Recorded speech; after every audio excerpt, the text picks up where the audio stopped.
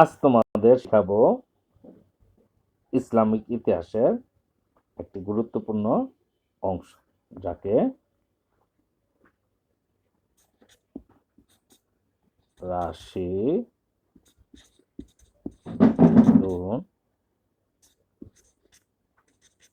খেলাফত বলে। ইংরেজিতে বলে রাশিদুন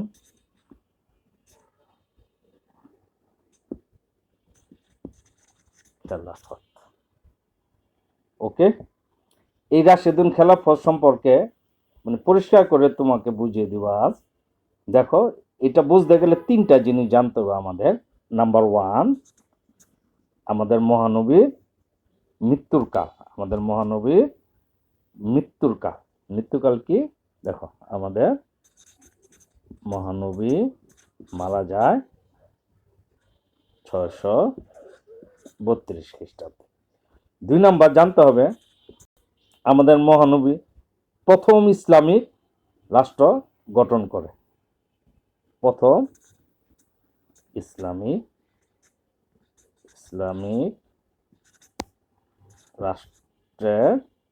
রাষ্ট্র প্রবর্তক, যার রাজধানী ছিল মদিনা।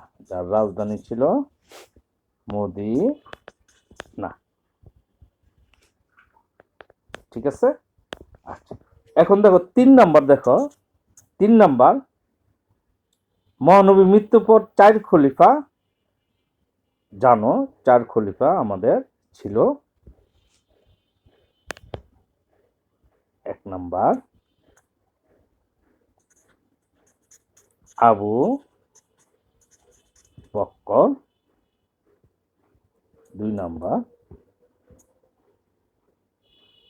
ওমর, 3 নাম্বার ওসমান,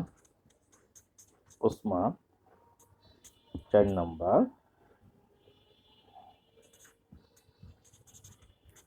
আলী। এই 4 জন দেখো, তাদের সালটা দেখো, 632 থেকে 634। আবু বকর।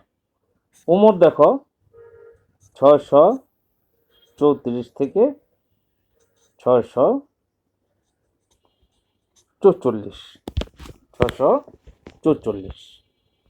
ওসমান দেখো, 644 থেকে 656। আলী রাজত্ব করে 656 থেকে 661। এখন রশিদুন খেলাফত মানেটা কি? যা সহজ ভাষায়, আমাদের মহানবী 632 খ্রিস্টাব্দে মৃত্যুবরণ করে।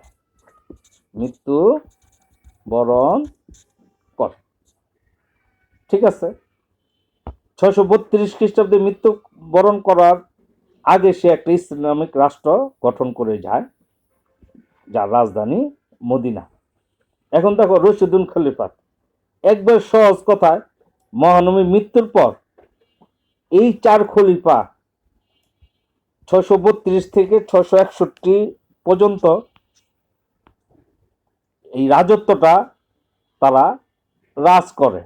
আচ্ছা, দেখো, এই যে রাজত্বটা তারা পরিচালনা করে, এই সময়টুকুকে বলা হয় রশিদুন খেলাফত। খেলাফত অর্থ রাজত্ব।